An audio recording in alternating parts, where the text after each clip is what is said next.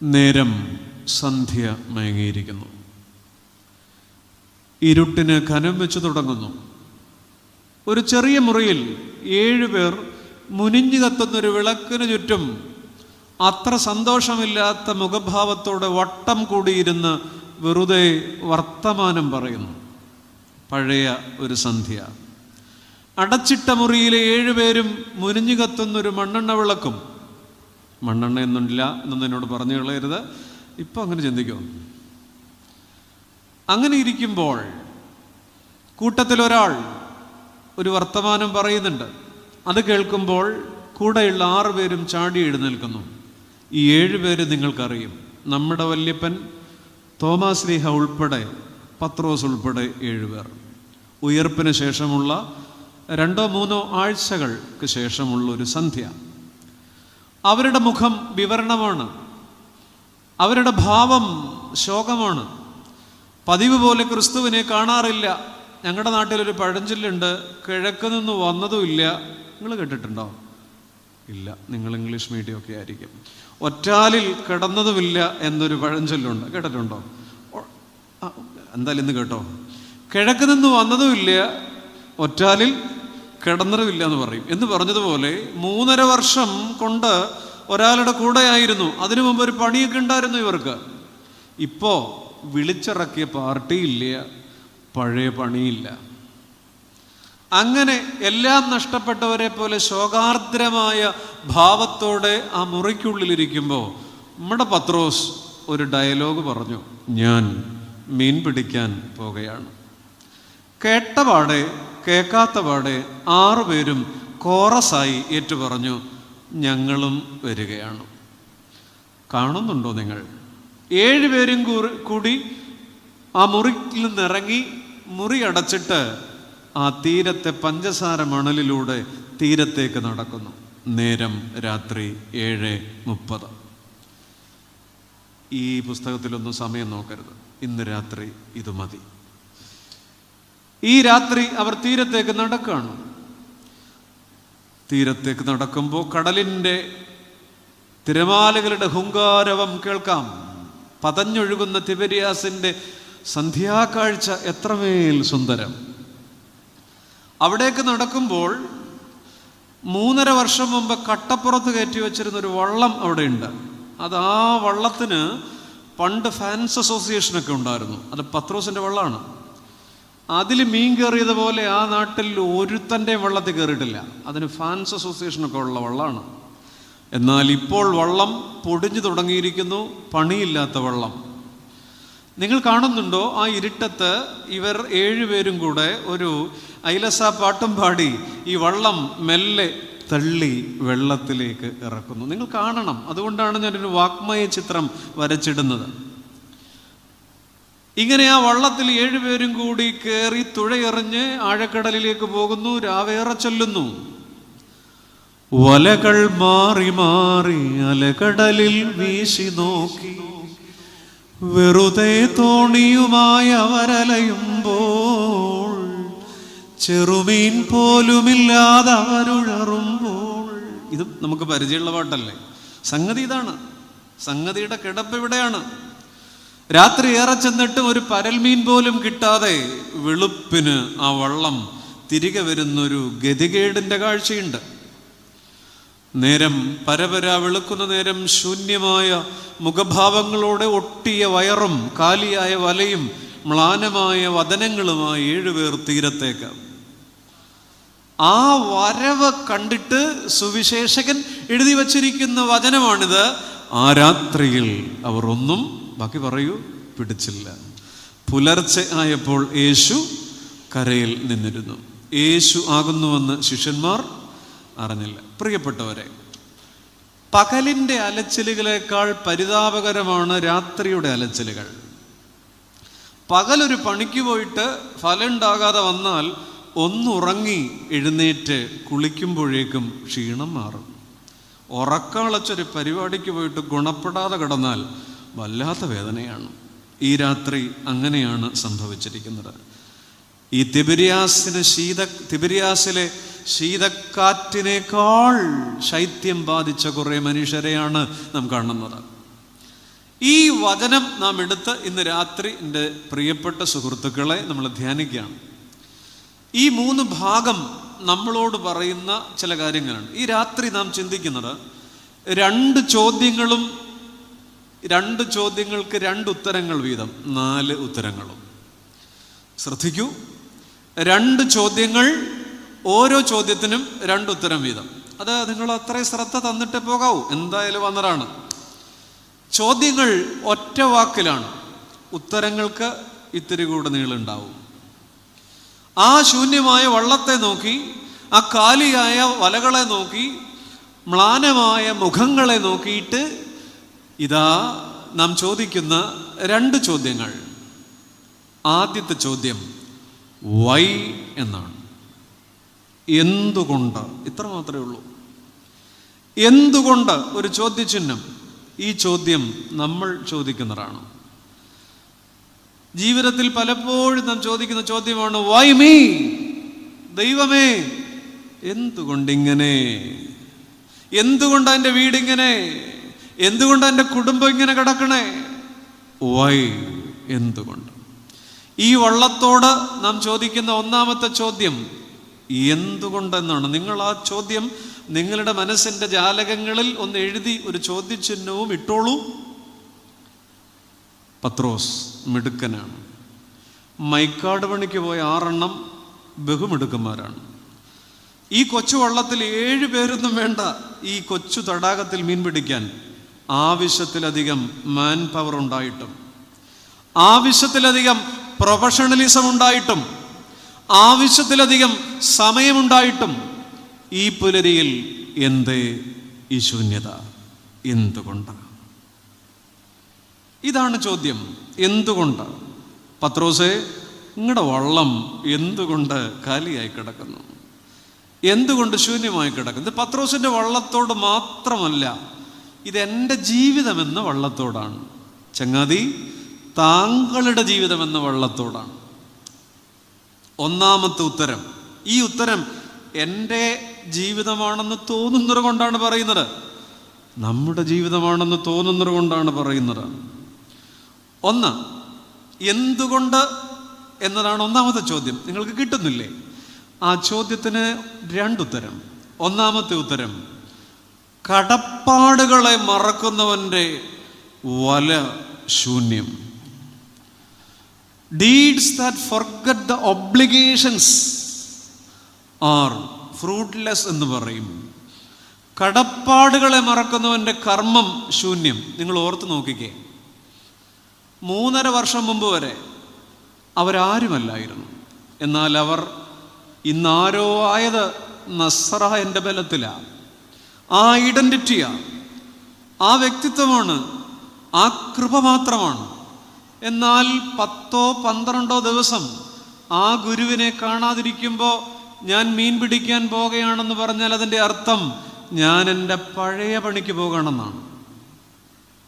ജീവിതത്തിൻ്റെ ഇന്നലകളുടെ നടത്തിപ്പുകളും കൃപകളും മറന്ന് പഴയ ചില കാര്യങ്ങൾക്ക് പോകുമ്പോൾ കടപ്പാടുകളെ മറക്കുന്നവൻ.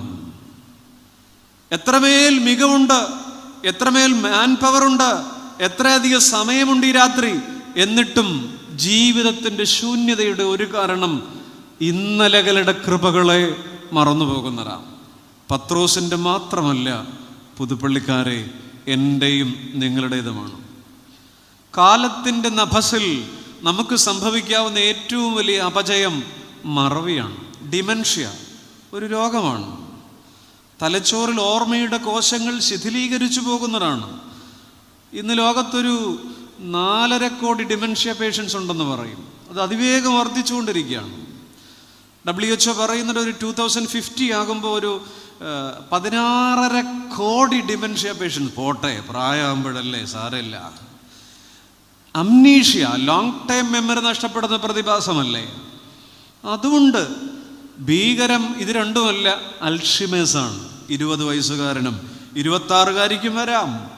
ഒരു ചെറു സൂചി പോലും ഓർക്കാത്ത തരത്തിൽ എല്ലാം മറന്നുപോകുന്ന വിസ്മൃതിയുടെ കണാകയങ്ങൾ. നമുക്ക് സംഭവിച്ചിരിക്കുന്നത് പഴയ കാലത്തേക്കാൾ നമ്മുടെ മറവി കൂടിയോ കുറഞ്ഞോ? നിങ്ങൾക്കുത്തരം പറയാം. നമ്മുടെ ഓർമ്മ മറവി കൂടിയോ കുറഞ്ഞോ? ഞാൻ പറയാം ഒരു 20 വർഷം മുമ്പ് നമുക്ക് എത്ര ഫോൺ നമ്പർ കാണാതറിയായിരുന്നു? 4 അക്കമുള്ള 6 അക്കമുള്ള ആ ലാൻഡ് ഫോൺ നമ്പരൊക്കെ ഉപ്പാപ്പൻ്റെയും മാവിയുടെയും കൊച്ചപ്പൻ്റെയും ഒക്കെ നമ്മുടെ മനസ്സിലുണ്ടായിരുന്നു. ഒരു കൊച്ചു ബുക്കൊക്കെ ഉണ്ടായിരുന്നല്ലേ, നമ്മൾ പറയുമായിരുന്നു 5-6 നമ്പരൊക്കെ. ഇപ്പോൾ സ്വന്തം കെട്ടിയോക്കുള്ള നമ്പർ കാണാതെ പറയില്ല. കാരണം എന്തേ? പണ്ട് മെമ്മറി കാർഡ് ഇവിടെയായിരുന്നു, ഇപ്പോൾ ഡിവൈസിലാണ്. പണ്ട് ഹൃദയത്തിലായിരുന്നു, ഇപ്പോൾ കരങ്ങളിലാണ്, യന്ത്രങ്ങളിലാണ്. ശരിയല്ലേ? ഇപ്പോൾ 1000 പേരുടെ നമ്പരുണ്ട്, പക്ഷെ ഒന്നും മനസ്സിലില്ല. ഓർമ്മ കുറഞ്ഞില്ലേ? പിന്നെ ഈ സ്ത്രീകളോട് ചോദിച്ചാൽ കെട്ടിയോൻ്റെ നമ്പർ കാണാതെ പറയും. ഞങ്ങളുടെ പുരുഷവർഗം അത്രയും പോലും പറയില്ല. വിരലിൻ തുമ്പത്താണ്. മനസ്സിൻ്റെ മെമ്മറി കാർഡുകൾ ഡിലീറ്റഡായി, മനസ്സിൻ്റെ ഹാർഡ് ഡിസ്കുകൾ ഡിലീറ്റഡായി. അല്ലെങ്കിൽ ചോദിക്കട്ടെ, നമ്മുടെ പുതുപ്പള്ളിയിൽ, നമ്മുടെ വീട്ടിൽ പണ്ട് ആദ്യമായി വാങ്ങിയ വണ്ടി ഓർക്കുന്നുണ്ടോ? പഴയ ചേതക്ക്, ലാംബി, അല്ലെങ്കിൽ പഴയ രാജദൂത് ബൈക്ക്, അല്ലെങ്കിൽ പഴയ ambassador jeep, ambassador car, jeep പൊട്ടി തുടച്ചൊക്കെ നമ്മൾ കൊണ്ടുനടക്കും. തള്ളിയാലൊക്കെ ഇടയ്ക്ക് എടുക്കുന്ന വണ്ടി ഉണ്ടല്ലോ. എന്ത് സ്നേഹമായിരുന്നു അതിനോട്. അതിൻ്റെ രജിസ്ട്രേഷൻ നമ്പർ ഇപ്പോഴും നമുക്ക് കാണാതറിയാം, ഇല്ലേ? അറിയാം. എന്നാൽ ഇന്ന് ആൾക്ക് ഓരോ വണ്ടി കിടപ്പുണ്ട്. അച്ചായൻ്റെ ഹോണ്ടായും അമ്മാമ്മയുടെ ഹൂണ്ടായും ഒക്കെ അവിടെ കിടപ്പുണ്ട്. ഒരെണ്ണത്തിൻ്റെ രജിസ്ട്രേഷൻ നമ്പർ പറയുമോ? മുറ്റത്ത് കിടപ്പുണ്ട്, കാണാതെ പറയാമോ? ഇല്ല. സമൃദ്ധി കൂടുമ്പോൾ ഓർമ്മകൾ വേലി ഇറങ്ങിപ്പോകുന്നൊരു പ്രതിഭാസമുണ്ട്. നമ്മുടെ ഓർമ്മ കുറഞ്ഞിരിക്കുന്നു. അത് ഡിമെൻഷ്യയാണോ, അംനീഷ്യയാണോ, അൽഷിമേഴ്സ് ആണോ എന്നൊന്ന് പറയാൻ എനിക്കറിയാൻ പാടില്ല. പക്ഷെ ഒന്നറിയാം, നമ്മുടെ മനസ്സിൻ്റെ മെമ്മറി കാർഡുകൾ ഡിലേറ്റഡ് ആയിരിക്കുന്നു. കടപ്പാടുകൾ.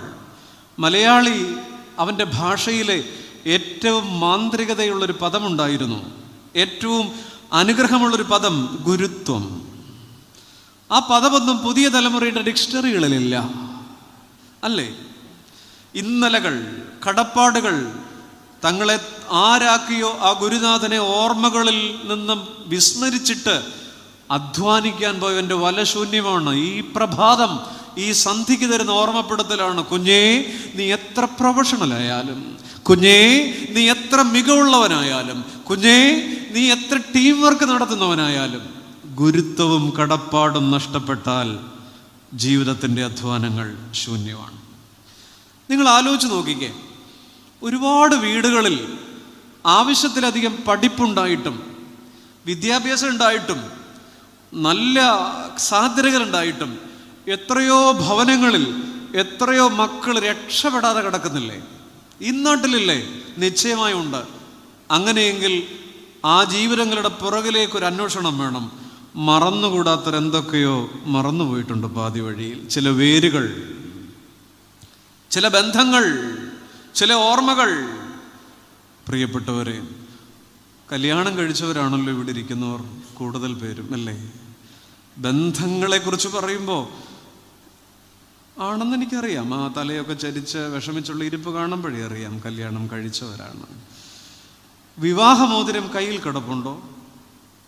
ഇല്ല. ഉണ്ടെങ്കിൽ ഉണ്ടെന്ന് പറയൂ. അതിലേക്കൊന്ന് നോക്കുമോ? ഒന്ന് പ്രണയാർദ്രമായൊരു നോട്ടമാണ് ഞാൻ പ്രതീക്ഷിച്ചത്. എന്തിനാണ് ഈ മോതിര വിരലിൽ, ഈ വിരലിൽ മോതിരം ഇടുന്നതെന്നറിയാമോ? അങ്ങനെ അങ്ങ് ഇട്ടു തന്നു, അങ്ങനെ കിടക്കുന്നു, അല്ലേ? അല്ല, ശരിക്കും അത് നമ്മുടെ നാട്ടിലെ ഒരു രീതി ആയിരുന്നില്ല. ഇത് പഴയ ഈജിപ്തുകാരും റോമാക്കാരും ഒക്കെ തുടങ്ങിയ ഒരു പാരമ്പര്യമാണ് വിവാഹമോതിരം ഈ വിരലിൽ ഇടുക. അതിൻ്റെ പിന്നിലെ ഒന്നും എനിക്ക് അറിയാൻ പാടില്ല, ഞാനിങ്ങനെ കേട്ടിട്ടുണ്ട്. ഈ മോതിര വിരലിൽ നിന്ന് ഹൃദയത്തോളം ഒരു നാടി ചൊല്ലുമത്രേ. അതിനെ അവർ വിളിക്കുന്നത് വെനെ ഇമോറിസ് എന്നാണ്. വെനെ ഇമോറിസ്. ഈ നാടി ഹൃദയത്തെ ഇങ്ങനെ ഓർമ്മിപ്പിച്ചുകൊണ്ടിരിക്കും. ഈ മോതിരം ഇടുമ്പോൾ മറുപാതി മറന്ന് മറുകണ്ഠം ചാടരുതേ. കേൾക്കുന്നില്ലേ? അതുകൊണ്ടാണ് ഞാൻ ആ മോതിരത്തിലേക്കൊന്ന് നോക്കുമോ എന്ന് ചോദിച്ചത്. മറുപാതിയെ മറന്ന് മറുകണ്ഠം ബന്ധങ്ങൾ ഇന്ന് കേരളത്തിൽ കുടുംബങ്ങളിലെ കലഹങ്ങളുടെ കാരണം നാത്തൂൻ പോരല്ല, സ്ത്രീധന പ്രശ്നമല്ല, അതിർത്തി തർക്കമല്ല, കുഞ്ഞുങ്ങളുടെ പ്രേമമല്ല. എന്തെന്നറിയാമോ? മധ്യവയസ്കരുടെ പ്രണയമാണ്. പുതുപ്പള്ളിക്കാർ ചിരിക്കുമെന്ന് എനിക്കറിയാം, പക്ഷേ ഇന്നാട്ടിലും ഉണ്ടാവും 40ഉം 45ഉം കഴിഞ്ഞവരുടെ അസ്ഥിക്ക് പിടിച്ച പ്രണയം. അതിൻ്റെ ഉദാഹരണമാണ് കേരളത്തിൽ ഇന്ന് നടക്കുന്ന വിവാഹമോചനങ്ങളിൽ 67% വിവാഹമോചനങ്ങളുടെ കാരണം സ്മാർട്ട് ഫോണാണ്. വീടിന് പുറത്ത് സുഖമന്വേഷിക്കുന്ന വഴിവിട്ട ബന്ധങ്ങൾ. ഇന്ന് മലയാളിയുടെ ഗൃഹാന്തരീക്ഷത്തിലെ സിംഹഭാഗം കലഹങ്ങൾക്കും കാരണം 40ഉം 45ഉം കഴിഞ്ഞവരുടെ മുടിഞ്ഞ പ്രേമമാണ്. അല്ലേ? സത്യമാണ് ഞാൻ വിളിച്ചു പറയുന്നത്. നിങ്ങൾ എന്നെ ഇങ്ങനെ തുറച്ചു നോക്കേണ്ട ആവശ്യമില്ല. വീടിന് പുറത്തേക്ക് സുഖത്തിൻ്റെ അനുഭവങ്ങൾ അന്വേഷിച്ചു പോകുന്ന കാലം. അവിടെയാണ് വെനൈമോറിസ്. ഒന്നും മറന്നു പോകരുതേ. ജീവിതത്തിൻ്റെ കടപ്പാടുകളെ മറക്കുന്നവർ. പ്രിയപ്പെട്ടവരെ, നിങ്ങൾ ഓർത്ത് നോക്കിക്കേ, ഇസ്രായേൽ മക്കളുടെ ഒരു രോഗം നമുക്കുണ്ട്. ഇസ്രായേൽ മക്കളുടെ രോഗം എന്തെന്നറിയാം? ഞാൻ പറയും, ഒരു കൺവീനിയൻറ്റ് മെമ്മറി സിൻഡ്രമാണത്. എന്ന് പറഞ്ഞാൽ അവർ മിസ്രൈമിൽ നിന്ന് പോർന്നു, 40 വർഷത്തെ യാത്ര നടത്തുന്നു, ഇടയ്ക്ക് വെള്ളം കിട്ടാതെ വരുന്നു, കഷ്ടപ്പാടുണ്ടാകുന്നു. ഉരുകിപ്പോകുമ്പോൾ അവർ മോശയെ തെറി പറയുന്നുണ്ട്. എന്നിട്ട് പറയുന്നുണ്ട്, ചാകാൻ കൊണ്ടുവന്നാണ്, കൊല്ലാൻ കൊണ്ടുവന്നാണ്, അവിടെങ്ങാനും കടന്നാൽ മതിയായിരുന്നു. എന്നിട്ടൊരു കാര്യം പറയുന്നതെന്നറിയാം? അവിടെ കിടന്നിരുന്നെങ്കിൽ, എവിടെ? മിസ്രൈമിൽ, ബീഫിൻ്റെ ചാറെങ്കിലും ഉരുളിയുടെ അടിയിൽ നിന്ന് കിട്ടിയാനെ. അത് ഇത്തിരിയുടെ വൃത്തിക്ക് അതിനകത്ത് എഴുതിയിട്ടുണ്ട്. മിസ്രൈമിലെ ഇറച്ചിക്കലങ്ങളും ബീഫിൻ്റെ ഗ്രേവിയും ഓർത്തു വയ്ക്കുകയും പഴയ അടിമത്തത്തിൻ്റെ ഇറച്ചിച്ചാറ് നാക്കിൽ ഓർത്തിരിക്കുകയും ഇന്നലത്തെ മന്ന മറക്കുകയും ചെയ്യുന്ന രോഗത്തിൻ്റെ പേരെന്താ? ഇതൊരു കൺവീനിയൻറ്റ് മെമ്മറി സിൻഡ്രോമാണ്. നമുക്കില്ലേ, നമുക്ക് സൗകര്യമുള്ളത് മാത്രം ഓർത്തു വയ്ക്കും. ചിലതൊക്കെ നമ്മൾ സൗകര്യപൂർവ്വം മറക്കും. എൻ്റെ ചങ്ങാതിമാരെ, ഈ രാത്രി ആലോചിച്ച് നോക്കിക്കേ, ചിലതൊക്കെ നാം മറന്നുപോയി. താങ്ങിയ കരങ്ങളുണ്ട്, നീന്തിയ കണ്ണീർപ്പുഴകളുണ്ട്, ഒരു വാക്കുകൊണ്ട് താങ്ങിയവരുണ്ട്. ജീവിതം ഇത്ര എത്തുമെന്ന് വിചാരിക്കാത്ത രാത്രികളുണ്ട്. ഇന്നിങ്ങനെ ആക്കി വച്ചിരിക്കുമ്പോൾ ചിലപ്പോഴെങ്കിലും നമ്മൾ വിചാരിക്കുന്നില്ലേ, എനിക്ക് ആരോടും കടപ്പാടില്ല, എനിക്ക് ആരെയും നോക്കേണ്ട കാര്യമില്ല, എനിക്കങ്ങനെ ആരോടെയും അനുവാദം ചോദിക്കേണ്ട കാര്യമില്ല, ഞാൻ അന്നേ ഇത്രയും ഉണ്ടായിരുന്നു എന്ന് പറയുന്നവർ ഓർക്കണം, ഇന്നലകളെ ഓർക്കണം. കണ്ണീര് വീണ അത്താഴത്തിൻ്റെ ഉരുളകളില്ലേ? ഈ രാത്രി വെളുക്കാതിരുന്നെങ്കിലെന്ന് സ്വയം ശപിച്ച നിമിഷങ്ങളില്ലേ? എന്തിനീ ജീവിതമെന്ന് പുലമ്പിയ യാമങ്ങളില്ലേ? എന്നാൽ അവിടെ നിന്ന് ഈ കൃപയുടെ സന്ധിയിൽ നിൽക്കുമ്പോൾ ഓർക്കണം, ദൈവമേ, ഞാൻ മറന്നുകൂടാത്തൊരു വല്ലതും മറന്നുപോയോ? ഇന്നലകളെ മറക്കുന്നവൻ്റെ വല ശൂന്യമാണ്. മന്ന മറക്കുകയും പഴയ ഇറച്ചിച്ചാറ് ഓർക്കുകയും ചെയ്യുന്ന ഒരു ജീവിത ശൈലി.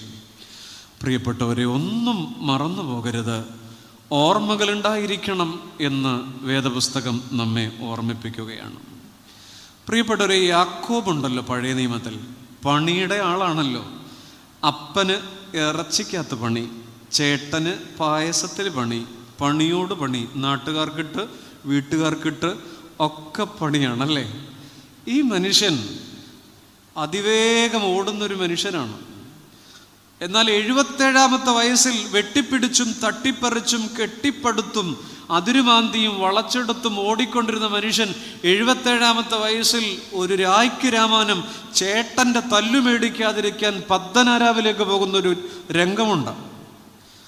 പോയി 21 വർഷം കഴിഞ്ഞ് ഈ മനുഷ്യൻ തിരിച്ചു വരുന്നുണ്ട്. യാക്കോബ് ഒറ്റയ്ക്കാണ് അങ്ങോട്ട് പോയത്. തിരിച്ചു വരുമ്പോൾ ഒരു വണ്ടി പിള്ളേരും ഭാര്യമാരും ഒക്കെ ഉണ്ട്. 13 മക്കൾ, 2 ഭാര്യമാർ, 2 ദാസന്മാർ, ഒരു ടിപ്പർ നിറച്ച് പിള്ളേരും ഒക്കെ ആയിട്ടാണ് ആര് വരുന്നത്? നമ്മുടെ യാക്കോബ് വരുന്നത്. എന്നാൽ ജീവിതത്തിൽ 98-ാമത്തെ വയസ്സിൽ തിരിച്ചു വരുന്ന യാക്കോബ് ദൈവത്തോട് പറയുന്നൊരു സാക്ഷ്യമുണ്ട്. അതിങ്ങനെയാണ്, ഉൽപ്പത്തി 32:10 വചനം ഇങ്ങനെയാണ്: ഒരു വടിയോടുകൂടെ മാത്രമല്ലോ ഞാൻ യോർദാൻ കടന്നത്, ഇപ്പോഴോ ഞാൻ 2 കൂട്ടമായി തീർന്നിരിക്കുന്നു. ഞാനിത് നിങ്ങളോട് പറയാൻ കാരണം, നിങ്ങൾ വേദപുസ്തകം ഇപ്പം തുറക്കണമെന്നില്ല, നോക്കിക്കോണം. ഈ 77 വയസ്സ് വരെയുള്ള യാക്കോബ് മെറ്റീരിയൽ ബെനിഫിറ്റിൻ്റെ പിറകെ ഓടിയാളാണ്, പക്ഷെ ഗുരുത്വം ഇല്ലാത്തവനാ. ചേട്ടനും അപ്പനും ഒന്നും ഒരു വകയുമല്ല മനുഷ്യന്. പക്ഷെ എൻ്റെ പ്രിയപ്പെട്ടവരെ, 98 വയസ്സിലാണ് യാക്കോബിന് ഗുരുത്വം കിട്ടിയത്. അതുകൊണ്ടാണ് പറഞ്ഞത്, ഒരു വടിയോടുകൂടെ മാത്രമല്ലോ ഞാൻ യോർദാൻ കടന്നത്. ചേട്ടനോടൊക്കെ പറയുന്നൊരു ഡയലോഗ് കർത്താവെ കരഞ്ഞു പോവും. ചേട്ടായി, നിങ്ങളുടെ മുഖം കാണുന്നത് ദൈവത്തിൻ്റെ മുഖം കാണുന്നത് പോലെ. എന്ത് ഗുരുത്വം എന്നറിയാമോ?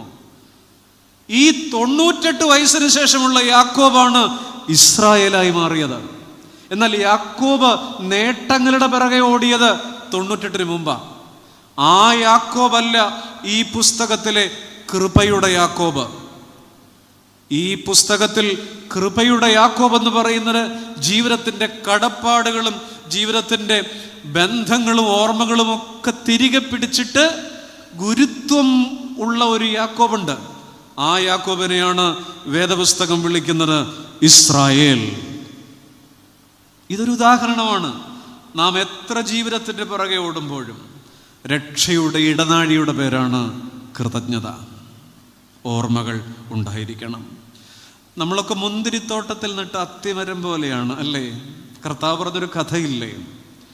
മുന്തിരിത്തോട്ടത്തിൽ നട്ട അത്തിമരത്തിൻ്റെ ഒരു പ്രത്യേകത, അവിടുത്തെ പ്രധാന കൃഷി മുന്തിരിയാണ്. അത്തി ഇടയ്ക്ക് ഓരോന്ന് നിൽക്കുന്നു എന്നുള്ളതേ ഉള്ളൂ. സത്യത്തിൽ ഈ മുന്തിരിക്കിടുന്ന യൂറിയയും ഫാക്ടം ഫോസും ചാണകപ്പൊടിയും എല്ലുപൊടിയും ഒക്കെ ആരടിച്ചെടുക്കുകയാണ്? അത്തിക്ക് കാലാപെറുക്കാണ്. അത്തിക്കായിട്ടൊരു വളം അവിടെ ഇല്ല. ഇങ്ങനെ ആരുടെയൊക്കെ ഔദാര്യം കൊണ്ട് ഇങ്ങനെ തലപ്പൊക്കത്തിൽ ഞെളിഞ്ഞു നിൽക്കുന്നു എന്ന് മാത്രമേ ഉള്ളൂ. ആര്? അത്തിമരം. ഈ രാത്രി ഞാൻ ഏറ്റുപറയാ, എൻ്റെ ഗീവർഗി സഹത, എൻ്റെ കർത്താവേ, ഞങ്ങളൊക്കെ മുന്തിരിത്തോട്ടത്തിൽ നിന്നിട്ട് അത്തിമരമാണ്. ഏതൊക്കെയോ ഔദാര്യങ്ങളിൽ, ആരുടെയൊക്കെയോ താങ്ങലുകളിൽ, ആരുടെയൊക്കെയോ കരപരിപാലനങ്ങളിൽ സംശയമുണ്ടോ? ഒരു ഔദാര്യം മാത്രമാണ്. എതിരെ വന്ന വാഹനത്തിൻ്റെ സ്റ്റിയറിങ്ങിൽ നമ്മുടെ ജീവിതം എത്ര തവണ പണയം വയ്ക്കപ്പെട്ടിട്ടുണ്ട്. ആശുപത്രി ടേബിളിൽ മലർന്നു കടന്നു കൊടുത്ത ഓപ്പറേഷൻ ടേബിളിൽ ഡോക്ടറുടെ കത്തിമുനത്തുമ്പിൽ നമ്മുടെ ജീവിതം പണയം വയ്ക്കപ്പെട്ടിട്ടുണ്ട്.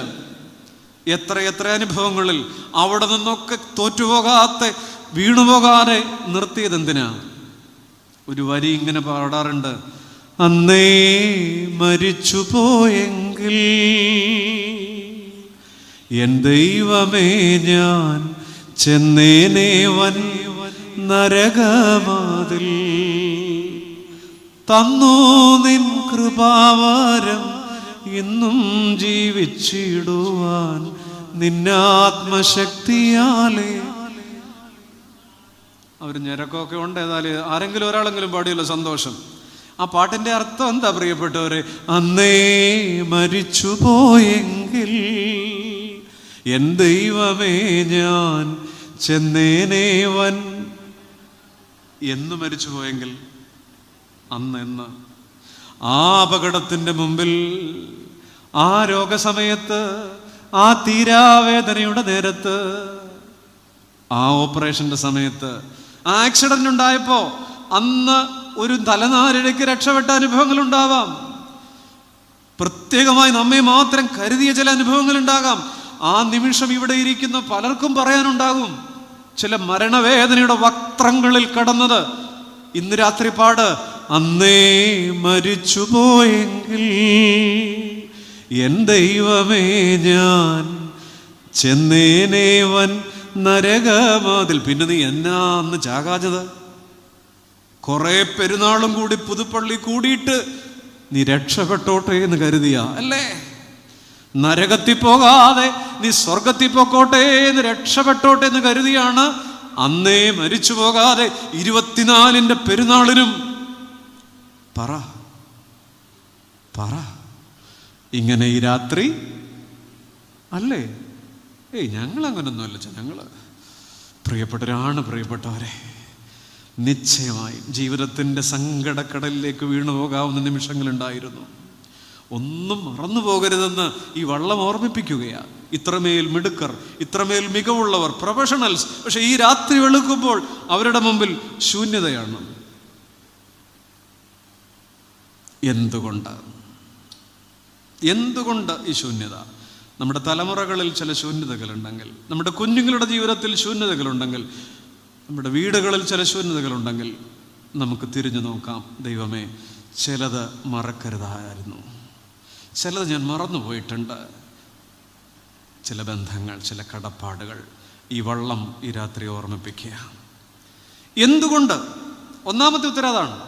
രണ്ടാമത്തെ ഉത്തരം, മറന്നുപോകല്ലേ. ഒന്ന്, കടപ്പാടുകളെ മറക്കുന്നവൻ്റെ വല ശൂന്യം. രണ്ട്, ക്രമീകൃതമായതിൽ നിന്ന് പ്രാകൃതമായതിലേക്ക് മടങ്ങുന്നവൻ്റെ വല ശൂന്യം. ശ്രദ്ധിക്കൂ. Return from order to primitive എന്ന് പറയും, അല്ലെങ്കിൽ return from order to orderless എന്ന് പറയും. ക്രമീകൃതമായതിൽ നിന്ന് പ്രാകൃതമായതിലേക്ക്.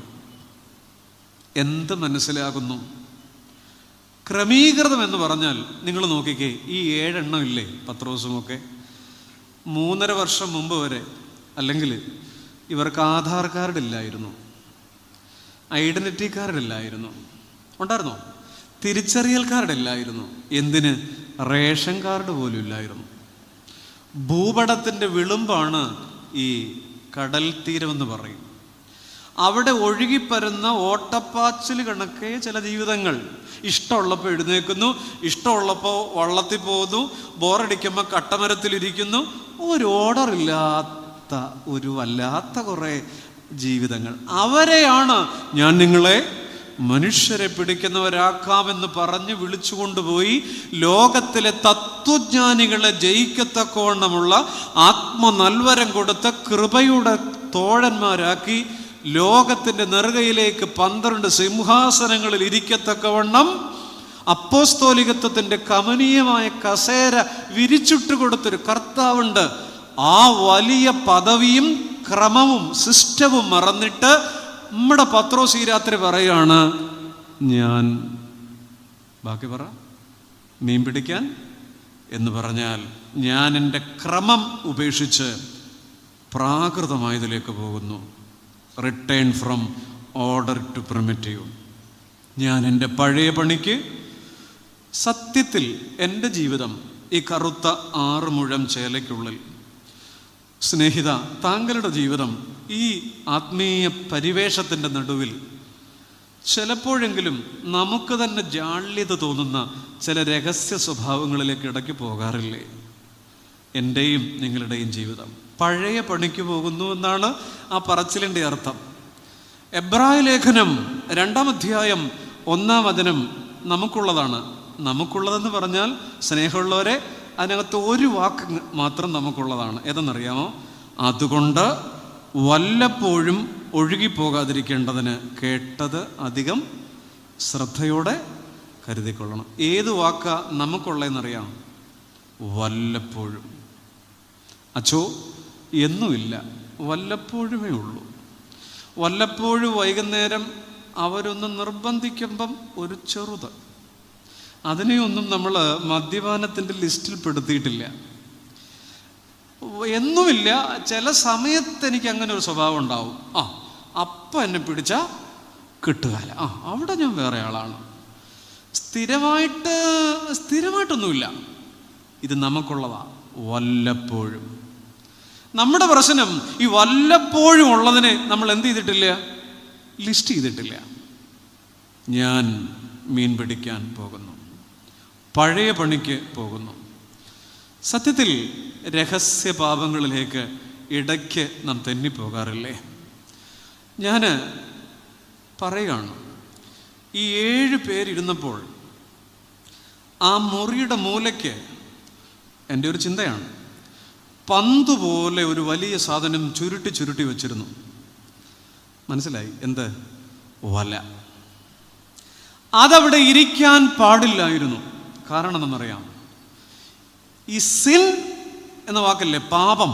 വാട്ട് ഈസ് സിൻ എന്ന് ചോദിച്ചാൽ ഒരു നിർവചനം ഇങ്ങനെയാണ്: desire plus opportunity is equal to sin.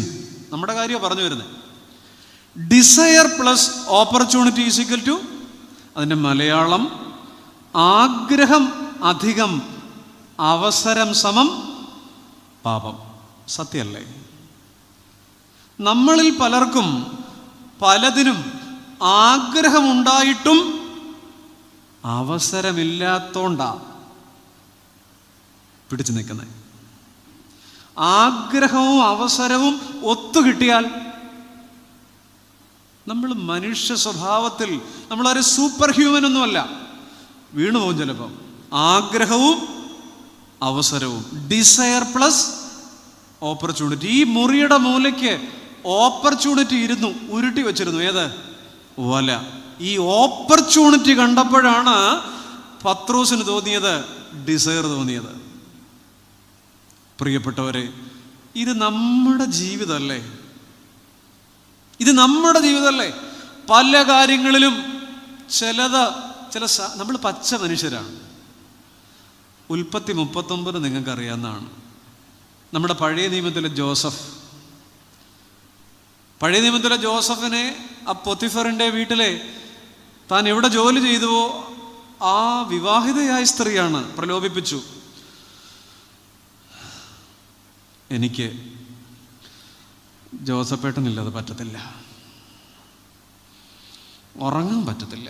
കണ്ണടച്ചാൽ ജോസഫേട്ടൻ, കണ്ണു തുറന്നാൽ ജോസഫേട്ടൻ, കഴിക്കുമ്പോൾ ജോസഫേട്ടൻ. ആര്? ഏത്? മനസ്സിലായില്ലേ? ജോസഫ് പറഞ്ഞു, നീ പോവണ്ണേ,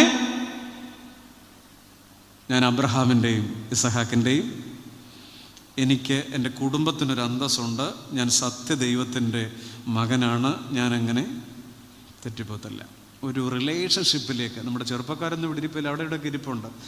ഒരു റിലേഷൻഷിപ്പിലേക്കുള്ളൊരു വിളിയാണ്, ഒരു എക്സ്ട്രാ റിലേഷൻഷിപ്പിലേക്ക്.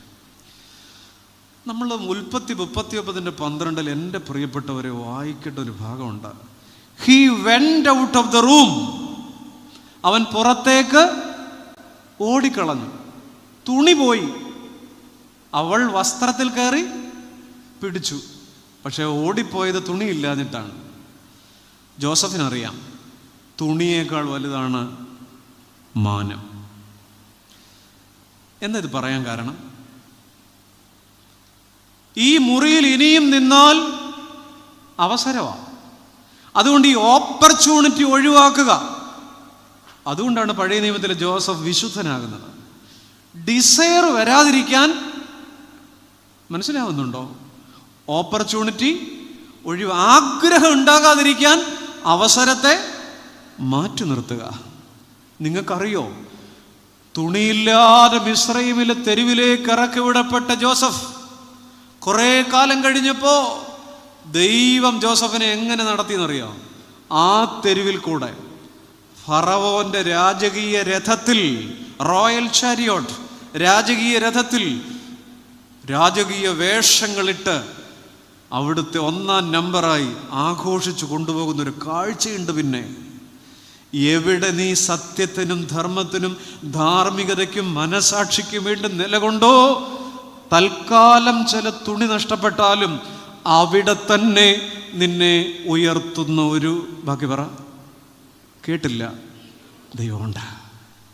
ഇന്ന് ജോസഫിന് തുണി നഷ്ടപ്പെട്ടെങ്കിൽ ഒരു കാലം കഴിഞ്ഞപ്പോൾ അതേ വഴിയിൽ, അതേ സ്ഥലത്ത് ധർമ്മത്തിനും മനസാക്ഷിക്കും വേണ്ടി പാപത്തിൽ വീഴാതെ നിന്നൊരു ചെറുപ്പക്കാരനെ മാനിച്ചൊരു ദൈവം ഇന്നും ജീവിക്കുന്നുണ്ട്. Desire plus opportunity is equal to sin. ഒരു കാര്യം കൂടെ എനിക്ക് പറയാനുണ്ട് അതുമായിട്ട് ബന്ധപ്പെട്ട്. രാജാക്കന്മാരുടെ 1-ാം പുസ്തകം 19-ാം അധ്യായം 20-21 വാക്യങ്ങളിൽ നമ്മുടെ വലിയ ഏലീശ പ്രവാചകൻ, ഏലിയാവിന് തേജോധാരിയായ ഏലിയാവ്, തീഷ്ണ ബുദ്ധിയായ ഏലിയാവ്, പ്രാർത്ഥന മനുഷ്യനായ ഏലിയാവ് ഇതാ പാടവരമ്പിലൂടെ ശുശ്രൂഷയുടെ ഭാഗമായി നടന്നു വരുമ്പോൾ, പ്രിയപ്പെട്ടവരെ, ഏലിയാവിനെ കണ്ടപാടെ എല്ലാം കളഞ്ഞിട്ട് പുറകെ ഓടി. ദൈവ വിളി കേട്ട് എനിക്ക് കേൾക്കേണ്ടത് നിങ്ങളുടെ ഒരു ഉത്തരമാണ്. ഏലീശ പുറകെ ഓടിയപ്പോൾ എന്ത് ചെയ്തിട്ടാ പോയെന്നറിയാം? ഈ 24 കാളകളെ കാളകളെ പൂട്ടിക്കൊണ്ടിരിക്കുകയാണ്.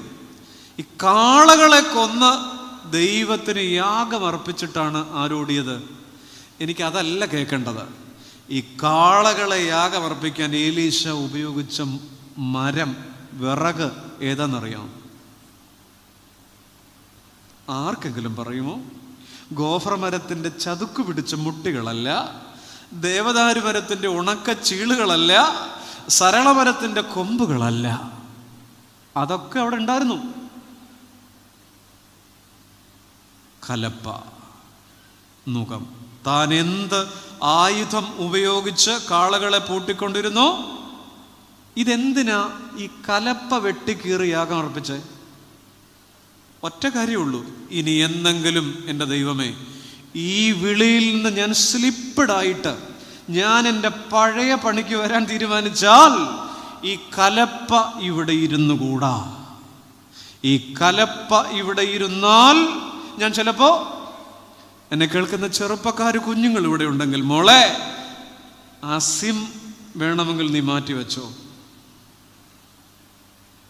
മനസ്സിലാവുന്നുണ്ടാവും. ആ ചാറ്റിംഗ്, ആ നമ്പർ നീ ബ്ലോക്കാക്ക്. ചില ഓപ്പർച്യൂണിറ്റിയെ മാറ്റിവെക്കേ. നീ പതിവായി പോകുന്ന ഈ പുതുപ്പള്ളി സ്റ്റോപ്പിൽ നിന്ന് കയറുന്ന വണ്ടിയിൽ, ആ വണ്ടിയിലാണ് നിനക്ക് പ്രലോഭനമെങ്കിൽ, അവിടെയാണ് നിന്നെ കാത്തിരിക്കുന്ന ചെറു പ്രലോഭനത്തിൻ്റെ പുഞ്ചിരിയെങ്കിൽ, മോളെ അതിൻ്റെ പുറകെ എത്ര വണ്ടി വരുമെന്നറിയാമോ? കോട്ടയത്തിനും മണർകാടിനും പാമ്പാടിക്കും ഒക്കെ. അതുകൊണ്ട് ആ വണ്ടി പൊക്കോട്ടെന്നേ. ഈ കലപ്പ ഇവിടെ ഇനി ഇരുന്നുകൂടാ. അങ്ങനെയെങ്കിൽ ഈ സന്ധ്യയ്ക്ക് പത്രോസിന്റെ മുറിയുടെ മൂലയ്ക്ക് പന്തുപോലെ ഉരുണ്ട എന്തിരിക്കാൻ പാടില്ലായിരുന്നു? വല. അതിരുന്നത് കൊണ്ടാണ് പത്രോസിന്റെ ഉള്ളിൽ എന്തുദിച്ചത്? മോഹം ഉദിച്ചത്, ഡിസയർ ഉദിച്ചത്. അങ്ങനെയെങ്കിൽ എന്നെ കേൾക്കുന്നവരെ, ഞാനും നിങ്ങളും പച്ച മനുഷ്യരാ, ജഡത്തിന്റെ മനുഷ്യരാ, സ്വാഭാവിക ബലഹീനതയുള്ളവരാ. ഏത് നിമിഷവും പല പ്രലോഭനങ്ങൾ വരാം. ഏത് നിമിഷവും ചില വല്ലാത്ത നമ്മളെ പിടിച്ചുലച്ചു കളയുന്ന, നമ്മുടെ സൽപ്പേര് നശിപ്പിക്കുന്ന, നമ്മുടെ ആഭിജാത്യം നശിപ്പിക്കുന്ന, നമ്മളെ തകർത്ത് കളയുന്ന ചിലതൊക്കെ വരാം. നമ്മൾ ജഡത്തിന്റെ മനുഷ്യരായതുകൊണ്ട് ഫൈറ്റ് ചെയ്യാൻ നിൽക്കരുത്. അവിടെ ജസ്റ്റ് ഫ്ലൈറ്റ്. ചില സാഹചര്യങ്ങളെ ഉപേക്ഷിക്കാൻ എലീശയുടെ കലപ്പയും പത്രോസിന്റെ വലയും ഒക്കെ വിരുദ്ധ ധ്രുവങ്ങളിലാണ്. പ്രിയപ്പെട്ടവരെ, ക്രമീകൃതമായതിൽ നിന്ന് പ്രാകൃതമായതിലേക്ക് ഞാൻ എൻ്റെ ജീവിതത്തെ ശോധന ചെയ്തോട്ടെ. നമുക്ക് നമ്മുടെ ജീവിതത്തെ ശോധന ചെയ്യാം. ചില പഴയ സ്വഭാവങ്ങളിലേക്ക് പോകുന്നുണ്ടോ? എഴുത്തച്ഛൻ ഉദ്യോഗപർവത്തിൽ പാടുന്നത് പോലെ, അന്നന്ന് തുടങ്ങിയും അന്നന്ന് മുടങ്ങിയും പിന്നെയും അതിനാരംഭിച്ചു മൂഢൻ. നമ്മൾ പല തീരുമാനങ്ങളും എടുക്കും. ഇനി കുഴപ്പമില്ല, ഇത്തവണത്തേക്ക് ഉള്ളായിരുന്നു, ഇനി ഓക്കെ. പക്ഷെ എഴുത്തച്ഛൻ പാടുന്നത് പോലെയാണ്, അന്നന്ന് തുടങ്ങിയും അന്നന്ന് മുടങ്ങിയും പിന്നെയും അതിനാരംഭിച്ചു മൂഢൻ. ഒരു സ്ലിപ്പ്ഡ് പേഴ്സണാലിറ്റി എനിക്കുണ്ട് കർത്താവേ. ഇടയ്ക്കിടയ്ക്കൊന്ന് വീണുപോകുന്ന, നിങ്ങൾ ആലോചിച്ച് നോക്കിക്കേ, ഈ പത്രോസിൽ ഇത് രണ്ടുമുണ്ട്.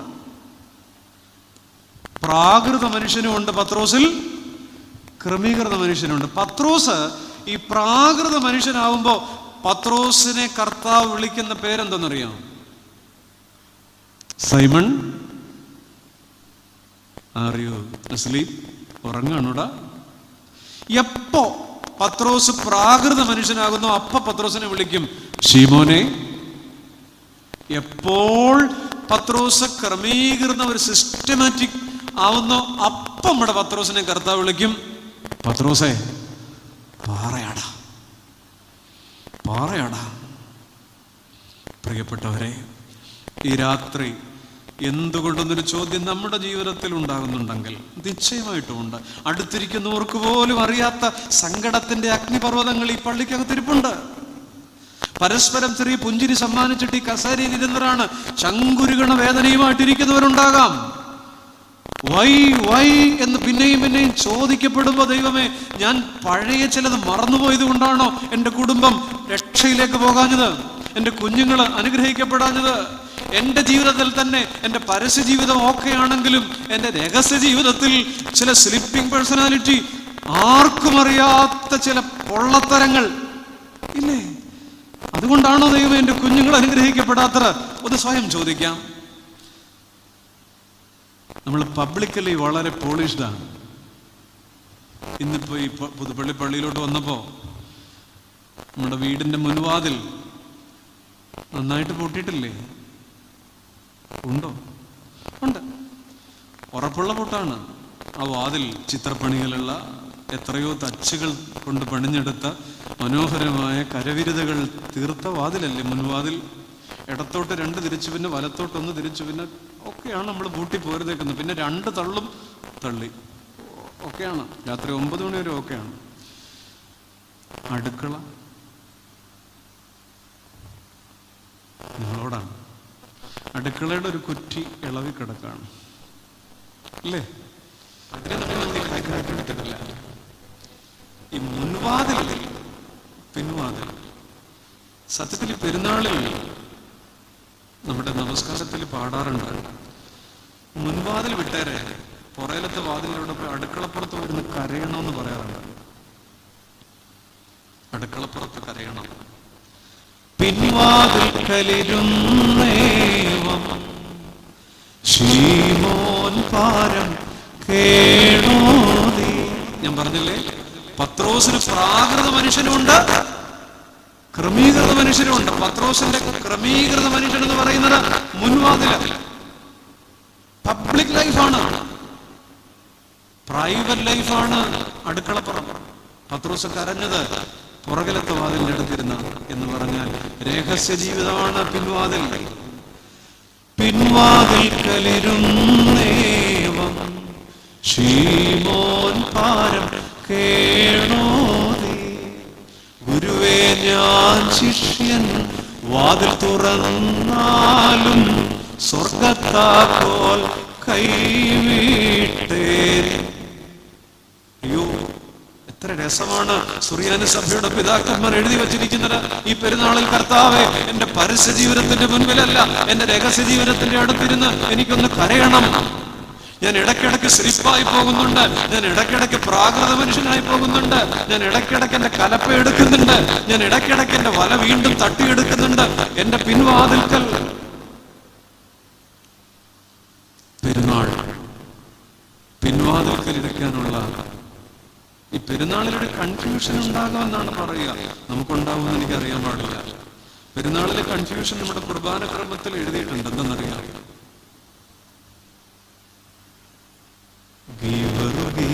പെരുന്നാളിൽ എന്നെ വിളിച്ചില്ലേ? എൻ പാപത്തെ ഓർത്തപ്പോൾ പോകാൻ ഞാൻ ഞെട്ടി. വിളിച്ചപ്പോ പോണമെന്നുണ്ട്, കൊടിയേറി കഴിഞ്ഞ് പോണമെന്നുണ്ട്, പക്ഷെ പാപത്തെ ഓർത്തപ്പോ പോയില്ലെന്നാൽ അയ്യോ ഞാൻ പോവാനും വയ്യ. നിങ്ങൾ എന്നെ കേൾക്കുന്നുണ്ടോ? ഉണ്ടല്ലോ. ഈ കൺഫ്യൂഷൻ ഇതാണ്. എൻ പാപത്തെ ഓർത്തപ്പോൾ പോകാനായിട്ട് പറ്റുന്നില്ല. എങ്ങനെ ചെന്നിവിടെ നിൽക്കും?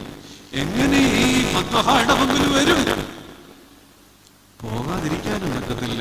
പോയില്ലെന്നാൽ അയ്യോ ഞാൻ പോയില്ലെന്ന് അന്യനായി പോകത്തില്ലേ? ഇത് കൺഫ്യൂഷനാണ്. ഇത് പെരുന്നാളിന്റെ കൺഫ്യൂഷൻ. ദൈവം സഹായിച്ച് എനിക്ക് നിങ്ങൾക്ക് അതില്ല. അങ്ങനെ ഒരു കൺഫ്യൂഷനേ നമുക്കില്ല. കർത്താവേ, പത്രോസ് പുറകിലിരുന്ന് കരഞ്ഞു, എനിക്ക് കരയണം. എന്തുകൊണ്ടാണ് ഈ വള്ളം ഈ രാത്രി കാലിയാണ്? എന്തുകൊണ്ടാണ്? 2 ഉത്തരങ്ങളാണ് പറഞ്ഞത്. അതുകൊണ്ട് ഈ 2 ഉത്തരങ്ങൾ നമ്മുടെ മനസ്സിലുണ്ടാകും. നമ്മുടെ ജീവിതമാണ്. കർത്താവേ, വിശ്വാസപ്പോരിൽ തോൽക്കാതെ അവസാനത്തോളം നിർത്തേണമേ. ഇടയ്ക്കിടയ്ക്ക് തെന്നിപ്പോകുന്ന നമ്മുടെ ജീവിതത്തെ ഓർത്തൊന്ന് പാടാം. ഇവിടെ ആരും അത് പാടിയില്ല. മരണ വീട്ടിൽ പാടുന്നതാണെന്നുള്ള ചിന്ത കൊണ്ടാണ്. സഹോദര, മരിച്ചാൽ പാടിയാലും മരിക്കും, പാടിയില്ലെങ്കിലും മരിക്കും. പാടാം. കർത്താവേ, വിശ്വാസപ്പോരിൽ തോൽക്കാതെ തന്നെ അവസാനത്തോളം നീ. അതിപ്പോൾ ഈ പാടിയതൊക്കെ ഈ മരണ വീട്ടിലെ മൂഡിലാണ് പാടിയത്. നല്ല ഉഷാറോടാണ് പാടുന്നത്. നമുക്ക് പിന്നെ എല്ലാം ഒരേ മൂടാ. ഏത് പാട്ട് പാടിയാലും ഒരേ ഭാവം. അതുകൊണ്ട് പിന്നെ കുഴപ്പമില്ല, സന്തോഷത്തോടെ അല്ലേ. വിശ്വാസപ്പോരിൽ തോൽക്കാതെ അവസാനത്തോളം നീ. ഈ പടക് രണ്ടാമത്തെ ചോദ്യം ഇതാണ്. ഒന്ന്, എന്തുകൊണ്ട്? രണ്ട്, എന്നിട്ടും ഒരു ചോദ്യചിഹ്നമാണ്. എന്നിട്ടും നമുക്ക് രണ്ട് ചോദ്യങ്ങൾ ഈ രാത്രിയുള്ളൂ. ഒന്ന്, എന്തുകൊണ്ട്? എന്താ ഈ വള്ളം കാലിയായത്? രണ്ടുത്തരം നാം കണ്ടതല്ലേ. രണ്ടാം ചോദ്യം, എന്നിട്ടും. അത് ചോദ്യമാണോ? നിങ്ങളൊന്ന് എഴുതിയിട്ട് ഒരു 3-4 കുത്തൊക്കെ ഇട്ടിട്ടൊരു ക്വസ്റ്റ്യൻ മാർക്ക് ഇട്ട് നോക്ക്. എന്നിട്ടും എന്തേ അല്ലേ? എന്നിട്ടും 7:30 മണിക്ക് ഈ വള്ളം തള്ളി ഇറക്കിയതാണ്. നിങ്ങളൊന്ന് അങ്ങനെ ആലോചിച്ചോ. ഒരു 9 മണിയായപ്പോൾ ഈ വള്ളവും ഇവരും കൂടെ വടക്കോട്ട് പോയത് കണ്ടതല്ലേ? കണ്ടതാണ്. അതെ. ഒരു 11 മണിയായപ്പോൾ ഈ വള്ളം ഇവർ തെക്കോട്ട് പോയത് കണ്ടതാണ്. നല്ല വിശപ്പുണ്ട്. അവർ വല കുടഞ്ഞു നോക്കി, ഒരു നെത്തോലി പോലും കയറിയിട്ടില്ല. എന്നിട്ടും പിന്നെയും വടക്കോട്ട് ഒരു ട്രിപ്പ് കൂടെ. ഒരു 11:30 ആയപ്പോൾ രാത്രിയുടെ തണുപ്പിന് ഘനം വെച്ചു, വല കുടഞ്ഞു നോക്കി, ഒരു പരൽ മീൻ പോലും ഇല്ല. എന്നിട്ടും ആ രാത്രി പിന്നെയും വള്ളത്തിൽ. മണി 2, ആഴക്കടലിൽ വലയെടുത്ത് കുടഞ്ഞു, ഒരു മത്തിക്കുഞ്ഞു പോലും കയറിയിട്ടില്ല. എന്നിട്ടും അവരാ വള്ളവുമായിട്ട് നടക്കുക. മണി 3, 4, യാമങ്ങൾ കൊഴിഞ്ഞു വീണു. വെളുപ്പിന് 5 കഴിഞ്ഞു. വല കുടഞ്ഞു, ഒന്നുമില്ല, ഒരു മീൻ പോലും ഇല്ല. എന്നിട്ടും ഇതാ ചോദ്യം. ഇത്രയും ശൂന്യത തുടരെ വന്നിട്ടും, ഇത്രയും നെഗറ്റീവുകൾ അടിക്കടി ഉണ്ടായിട്ടും, ഇത്രയും ശൂന്യതയും സങ്കടവും ജീവിതത്തിൽ പിന്നെയും വന്നിട്ടും, എന്നിട്ടും എന്തേ നീ ആത്മഹത്യ ചെയ്യാതിരിക്കണം? എന്നിട്ടും എന്തേ നീ ഈ വള്ളത്തിൽ നിന്ന് ഇറങ്ങിപ്പോകാതിരിക്കണം? എന്നിട്ടും എന്തേ സഹോദരി നീ നിന്റെ ഈ വീട്ടിൽ നിന്ന് നീ ഇറങ്ങിപ്പോകാതിരിക്കണം? അവസാനിപ്പിക്കാൻ പലതവണ ആലോചിച്ചതല്ലേ. എന്നിട്ടും പിന്നെയും നെഗറ്റിവിറ്റി തളം കെട്ടി നിന്നിട്ടും എന്തിനാണ് എന്നിട്ടും ഇങ്ങനെ സഹിച്ചു നിൽക്കണേ? ഇത് നമ്മുടെ ചോദ്യമല്ലേ? എത്രയോ ജീവിതങ്ങൾ ഇവിടെ ഇരുന്ന് എന്നിട്ടും എന്ന് ചോദിക്കുന്നുണ്ട്. അതിനൊന്നാമത്തെ ഉത്തരം എന്തെന്നറിയാം? 2 ഉത്തരമുണ്ട്. നമ്മളെടുത്ത വചനത്തിൻ്റെ 2-ാം കഷണമാണ്. 1-ാം കഷണം എങ്ങനെയാണ്? ആ രാത്രിയിൽ അവർ ഒന്നും. അടുത്ത വരി ഇങ്ങനെയാണ്, പുലർച്ചെയായപ്പോൾ യേശു. അതിൻ്റെ ഉത്തരം അതാ. എന്നിട്ടും എന്ന ചോദ്യത്തിൻ്റെ 1-ാമത്തെ ഉത്തരം അതാ. Beyond the midnight there is the glow of dawn. ഇരുളാർന്ന അർദ്ധരാത്രിക്കപ്പുറം ഒരു പുലരിയുടെ തേജസ്സുണ്ട്. ഇരുളാർന്ന ഈ രാത്രിക്കപ്പുറം ഒരു പുലരിയുടെ ശോഭയുണ്ട്. ഇതെൻ്റെ ജീവിതത്തോടും നിങ്ങളുടെ ജീവിതത്തോടും പറയാ, കുഞ്ഞേ, ഒത്തിരി സഹിച്ച് നീ പിന്നെയും പോകുമ്പോഴും നീ വള്ളം ഉപേക്ഷിക്കല്ലേ, നീ ആത്മഹത്യയെക്കുറിച്ച് ചിന്തിക്കല്ലേ, നീ മരിക്കാൻ ഇറങ്ങിത്തിരിക്കല്ലേ, നീ വീട് വിട്ടു പോകല്ലേ, നീ ശ്രമം ഉപേക്ഷിക്കല്ലേ. ഈ രാത്രി അവസാനിക്കും. പുലർച്ചെയായപ്പോൾ യേശു ഒരു രാത്രിയുടെ ശീതക്കാറ്റിനു മീതെ കരയിൽ കാത്തു നിൽക്കുന്ന നാഥൻ. പ്രിയപ്പെട്ടവരെ, എത്ര അനുഗ്രഹമായത്! നമുക്കുള്ള ഉത്തരവാ. ഇന്നൊത്തിരി തടസ്സങ്ങളിലുള്ളവർ ഇവിടെ ഇരിപ്പുണ്ടാവും. സുഹൃത്തെ, ഒക്കെ മാറുമെന്ന് നമ്മളോട് തന്നെ പറ. പുലർച്ചെയായപ്പോൾ യേശു. നമ്മൾ ഈ ബൈബിളിൽ ഇടയ്ക്കിടയ്ക്ക് ഇതുപോലുള്ള ഭാഗങ്ങൾ വായിക്കുമ്പോൾ ഒരു ഇംഗ്ലീഷ് പദം നമ്മളെ ഇങ്ങനെ തൊടും. അതിങ്ങനെയാണ്, ആഫ്റ്റർ ദാറ്റ്, അതിനുശേഷം. ഇവിടെയുണ്ടത്. അതിനുശേഷം പുലർച്ചെയായപ്പോൾ യേശു കരയിൽ നിന്നിരുന്നു. നമ്മളോട് തന്നെ പറയേണ്ട ഒരു വാക്കാണ് ആഫ്റ്റർ ദാറ്റ്. സഭാപ്രസംഗയുടെ പുസ്തകം മരണവീട്ടിൽ മാത്രം വായിക്കാനുള്ളതല്ല. ഇടയ്ക്ക് വായിച്ചിട്ട് ഒറ്റ വരിയുള്ളതിന് message, there is a time for everything. There is a time for, എല്ലാത്തിനും ഒരു സമയമുണ്ട്. അത് നമ്മുടെ ശ്രീനിവാസനും മോഹൻലാലൊന്നും പറഞ്ഞ ഡയലോഗല്ല, നമ്മുടെ ശലോമോൻ പണ്ടേ പറഞ്ഞു വെച്ചതാണ്. എല്ലാത്തിനും ഒരു സമയമുണ്ട്. After that God has another plan. നമ്മുടെ നിരാശയുടെ ചുവരിൽ ഒന്ന് എഴുതി വെച്ച് നോക്കൂ, കൂടെ കൂടെ വായിക്കാം നമുക്ക്. God has another plan. ദൈവത്തിന് മറ്റൊരു, ഞാൻ മനോഹരമായൊരു പാട്ടുണ്ട്, ആ പാട്ടിനകത്ത് ഇങ്ങനെ ആഫ്റ്റർ ദാറ്റ് എന്നിങ്ങനെ പറഞ്ഞുകൊണ്ടിരിക്കും.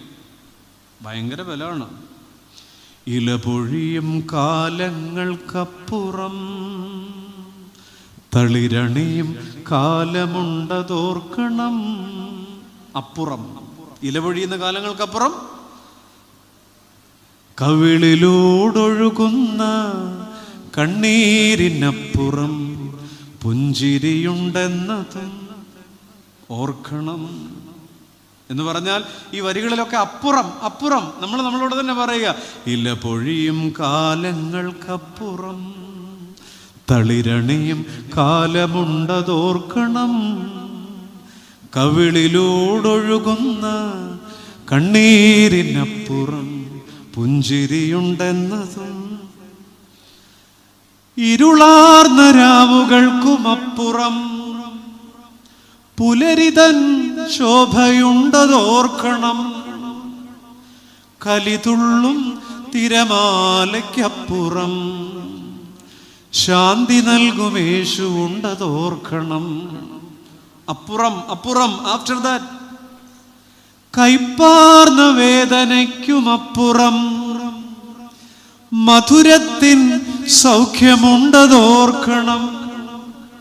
മാറായിലെ വെള്ളം കുടിപ്പാൻ കഴിഞ്ഞില്ല, ഒരു മരക്കൊമ്പ്, ആ മരക്കൊമ്പ് വെട്ടാൻ മോശ ഓട്ടോറിക്ഷ പിടിച്ചില്ല. പിടിച്ചോ? കഴുതപ്പുറത്ത് കയറിയില്ല. കയറിയോ? എവിടെയാണോ മാറായുടെ ചഷകം അതിൻ്റെ കയ്യെത്തും ദൂരത്ത്, അതെ, കൈപ്പാർന്ന വേദനയ്ക്കുമപ്പുറം മധുരത്തിൻ സൗഖ്യമുണ്ടതോർക്കണം മാനത്തെ കാർമേഘമപ്പുറം സൂര്യപ്രഭയുണ്ടതും. ഇപ്പൊ എത്ര തവണ ഞാൻ ഈ ആഫ്റ്റർ ദാറ്റ് പാടി അല്ലേ? എവിടെങ്കിലും ഗൂഗിൾ എവിടാന്ന് വെച്ച് തപ്പിയിട്ട് ഈ പാട്ടൊന്ന് പഠിച്ചിട്ട് ഉറക്കെ പാടൂ. പ്രത്യാശയോടെ നീ ദൈവത്തെ നോക്കിയാൽ ഉത്തരം നൽകുമെന്നറിഞ്ഞിടേണം, അവനുത്തരം നൽകുമെന്നറിഞ്ഞിടേണം. രാത്രി നമുക്ക് പറയാം ആഫ്റ്റർ ദാറ്റ്. ഈ രാത്രിക്കപ്പുറം എന്നിട്ടും എന്തിനു മുന്നോട്ട് പോകണം? പുലർച്ചയായപ്പോൾ യേശു കരയിൽ നിന്നിരുന്നു. എനിക്ക് അതൊന്നുമല്ല പ്രിയപ്പെട്ടവരെ പറയാനുള്ളത്. വെളുപ്പിന് കയറി വന്നപ്പോൾ ഈ ഒന്നുമില്ലാത്ത വള്ളത്തിൽ നിൽക്കുന്നവരെ നോക്കി കർത്താവ് വിളിച്ചൊരു വിളിയുണ്ട്. എന്തെന്നറിയാം? കുഞ്ഞുങ്ങളെ. ഓ, കണ്ണ് നിറയില്ലേ? കുഞ്ഞുങ്ങളെ. ആര് വിളിക്കും? ആര് വിളിക്കും? ഇപ്പൊ ഗായക സംഘത്തിലൊക്കെ കുഞ്ഞുങ്ങളൊക്കെ ഇരിപ്പുണ്ട്. റിസൾട്ട് 20, 21 വരും അല്ലേ? ഇപ്പോഴങ്ങോട്ട് വരില്ലേ? ഫുൾ A+ആയിട്ടൊക്കെ വന്നാൽ മമ്മി വിളിക്കും, മകളെ കയറി വാടി. ഫുൾ A1 കയറി വന്നാൽ പപ്പ വിളിക്കും, മോനെ കയറി വാട അല്ലേ? 6 C+, 2 D ഒക്കെ ആയിട്ട് വന്നാൽ മോളെ കയറി വാടി, ഇരുന്നാട്ടെ. ആ കൊള്ളാം, നമ്മൾ സിയോൻ സഞ്ചാരി പാടുന്ന നാക്കുകൊണ്ട് പിന്നെ അന്ന് എന്തൊക്കെയാണെന്ന് പറയാനില്ല. 4 സപ്ലി ആയിട്ട് വരുമ്പോൾ വിളിക്കുമോ, മോനെ വന്നാട്ടെ ഇരുന്നാട്ടെ? ഇല്ല. പക്ഷേ നിങ്ങൾ നോക്കാം, വള്ളത്തിലോട്ട് ഫുള്ള് സപ്ലി അടിച്ച് വരുന്നേക്കും എല്ലാവരും. ഒറ്റ വിഷയത്തിന് ജയിച്ചിട്ടില്ല, മുഴുവൻ പൊട്ടി വന്നിരിക്കുകയാണ് 7 എണ്ണം. ഫുള്ള് സപ്ലി അടിച്ച് വന്ന 7 എണ്ണത്തിനെ നോക്കി വിളിക്കുകയാണ്, കുഞ്ഞുങ്ങളെ. അങ്ങനെ വിളിക്കാൻ ഈ പുസ്തകമല്ലാതെ വേറെ എവിടാ? നമ്മുടെ വിജയങ്ങളുടെ തീരത്ത് കാത്തു നിൽക്കാൻ എല്ലാവരും ഉണ്ടാവും. പക്ഷെ നമ്മുടെ പരാജയങ്ങളുടെ തീരത്ത് കാത്തു നിൽക്കാൻ ചില നേരത്ത് പെറ്റതള്ള പോലും കാണുകയില്ല. പരാജയങ്ങളുടെ തീരത്ത് കാത്തു നിൽക്കാൻ ഒരാളുണ്ട് എന്ന് നമ്മളെ പിന്നെയും പിന്നെയും ഉറപ്പിക്കുന്നതിൻ്റെ പേരാണ് വിശുദ്ധ ലിഖിതം. അല്ലേ കുഞ്ഞുങ്ങളെ? സമയത്തിൻ്റെ മേൽ അധികാരമുള്ള ഹിസ് പവർ ഓവർ ടൈം. അതാണ് കർത്താവ്. നമുക്കൊരു പദ്ധതിയുണ്ട്, സമയമുണ്ട്, അതൊക്കെ തെറ്റും ചിലപ്പോൾ. എന്നാൽ അതിനപ്പുറം 75 സങ്കീർത്തനം 2 വാക്യം പറയുന്നത് പോലെ സമയം വരുമ്പോൾ ഞാൻ നേരോടെ പരാജയങ്ങളുടെ തീരത്ത് കാത്തു നിൽക്കുന്ന ഒരു കർത്താവുണ്ട്. വലകൾ നിറഞ്ഞാൽ അനേകർ വരും, പക്ഷെ വല ശൂന്യമായാൽ ആരും വരില്ല. തവിട് കിട്ടാത്തവന് വേണ്ടി തടിപ്പിച്ച കാളക്കുട്ടി, അല്ലേ? നമുക്കറിയാവുന്ന കാര്യമാണ്. കൂട്ടത്തിലൊന്നിന് എത്രയോ അധികം തീറ്റ കൊടുത്ത് തടിപ്പിച്ചു. തോറ്റുപോയൊരു ചെക്കൻ. നിങ്ങൾ ആലോചിച്ച് നോക്കിക്കേ, മുടിയൻ പുത്രൻ തിരിച്ചു വന്നപ്പോൾ അവൻ എന്തൊക്കെയാണ് കൊടുത്തേ? സമയമില്ല, പറയൂ, നമ്മുടെ വിഷയം തീരാൻ സമയമായിരിക്കുന്നു. അവന് മോതിരം, അല്ലേ? എത്രയോ കേട്ട കഥയാ, പറയൂ. മോതിരം, പിന്നെ എന്നാ? ചെരുപ്പ്, പിന്നെ മോതിരം. നിങ്ങൾ വെറുതെ ഈ രാത്രി ഇങ്ങനെ ആലോചിക്കൂ. അവൻ പോകുമ്പോൾ അവൻ്റെ മോതിരവിരലിൻ്റെ അളവ് ദേ ഇത്രയില്ല, കൊച്ചിയാക്കനായിരുന്നു, അല്ലേ? അവൻ പോയിട്ട് 2 വർഷം കഴിഞ്ഞപ്പോൾ അവൻ്റെ അപ്പൻ തട്ടാനെ വീട്ടിൽ വിളിച്ചിരുത്തി, അലുക്കാസുള്ള കാലമല്ല, 1 പവൻ്റെ ഒരു മോതിരം പണിയിപ്പിച്ച് വെച്ചു. എന്തിനാണെന്നറിയാം? ഒരു തോറ്റ ചെറുക്കനുണ്ട് എനിക്ക്. ഈ രാത്രി ഇങ്ങനെ ചിന്തിച്ചോ. വന്നില്ലവൻ. 2 വർഷമോടെ കഴിഞ്ഞപ്പോൾ അതേ തട്ടാനെ വിളിച്ചിട്ട് ഈ 1 പവൻ്റെ മോതിരം ഇളക്കി 1.5 പവനാക്കി പുതുക്കി പണിഞ്ഞു. ഒരു കാര്യം, വല്ല കാര്യമുണ്ടോ? ഒന്നും ഇട്ടതുപോലും അല്ല. വന്നില്ലവൻ. 1 വർഷമോടെ കഴിഞ്ഞപ്പോൾ അവൻ പഴയ തട്ടാൻ തന്നെ വന്നു. പുള്ളിക്ക് ഭ്രാന്ത് കയറി. ഈ ഉപയോഗിക്കാത്ത മോതിരം പിന്നെയും അഴിച്ചു പണിയാണ്. 1.5 പവൻ ഇളക്കി 2 പവനാക്കി. തോറ്റുപോയൊരു മോനുണ്ടെനിക്ക്. വന്നോ? അതെ, വന്നില്ല. അവൻ പോയപ്പോൾ അവൻ്റെ കാലിൻ്റെ അളവ് 4 ഇഞ്ചാ. ഈ രാത്രി അങ്ങനെ കൂട്ടിക്കോ. പിറ്റേ വർഷം പുതുപ്പള്ളി പെരുന്നാളിന് 6 ഇഞ്ചിൻ്റെ ബാറ്റായുടെ ഒരെണ്ണം മേടിച്ചു വെച്ചു. ആര്? അപ്പൻ. തോറ്റുപോയൊരു ചെറുക്കനുണ്ട് എനിക്ക്. അവൻ വന്നോ? ഇല്ല. 1 വർഷമോടെ കഴിഞ്ഞു. അടുത്ത പുതുപ്പള്ളി പെരുന്നാളിന് 8 ഇഞ്ചിൻ്റെ ബാറ്റായുടെ പുതുപുത്തൻ സ്റ്റിക്കർ ഇളക്കാത്ത ഒരെണ്ണം പൊതിഞ്ഞ് കട്ടിൽ കിഴിയിട്ടിരിക്കുക. ആർക്ക്? നമ്മുടെ തോറ്റുപോയവന്. വന്നില്ല. മൂത്ത ചെറുക്കൻ ബ്ലേഡ് പോലുള്ളൊരു സ്ലിപ്പർ ഇട്ടുണ്ടെന്ന് നടക്കുന്നേ. അവനിടയ്ക്ക് മൂന്നാറിൽ ടൂർ പോകാൻ അപ്പനോട് ആ കട്ടിലിന് കീഴിൽ കിടക്കുന്ന ബാറ്റായുടെ ചെരുപ്പ് ചോദിച്ചതാ. അപ്പം പറഞ്ഞു, പോടാ, നിനക്ക് തരത്തില്ലെന്ന് പറഞ്ഞു. കാരണം എനിക്ക് തോറ്റുപോയൊരു ചെറുക്കനുണ്ട്. ഈ രാത്രി ഇങ്ങനെയൊക്കെ ഒന്ന് ചിന്തിച്ചേ. ഞാൻ എന്തിനാ ഇങ്ങനെ പറഞ്ഞെന്നറിയാം? യഹോവയുടെ കൃപ ഓരോ പ്രഭാതത്തിലും പുതിയത് പുതിയത് പുതിയത് പുതിയത്. ഇങ്ങനെ പുതുക്കപ്പെടുന്ന കുറെ കാത്തിരിപ്പുമായി നമുക്ക് വേണ്ടി കാത്തിരിക്കുന്ന ഒരു അപ്പനില്ലേ? Beyond the midnight there is the glow of dawn, അല്ലേ? എത്ര നല്ലവൻ, മതിയായവൻ, എന്നെ കരുതുന്ന കർത്തനവൻ, എൻ്റെ ആവശ്യങ്ങൾ എല്ലാം അറിഞ്ഞിടുന്ന. ഒരു കാര്യം കൂടെ പറഞ്ഞ് നിർത്തിക്കോട്ടെ. 2 ചോദ്യങ്ങളാണ് നമ്മുടെ. ഒന്ന്, എന്തുകൊണ്ട്? ഇന്നലകളെ മറക്കുന്നവന്റെ വല ശൂന്യം. അതാ ഒന്നാമത്തെ ഉത്തരം. ക്രമീകൃതമായതിൽ നിന്ന് പ്രാകൃതമായതിലേക്ക് പോകുന്നവന്റെ വല ശൂന്യം. അതാ 2ാമത്തെ ഉത്തരം. ഈ വള്ളത്തോട് നമ്മൾ ചോദിക്കുന്ന 2ാം ചോദ്യം, എന്നിട്ടും. എന്തിനാണ് എന്നിട്ടും ഇങ്ങനെ പിടിച്ചു നിൽക്കുന്ന? എന്തിനാ? 1ാമത്തെ ഉത്തരം എന്താ? ഈ രാത്രിക്കപ്പുറം ഒരു പുലരിയുടെ തേജസ്സുണ്ട്.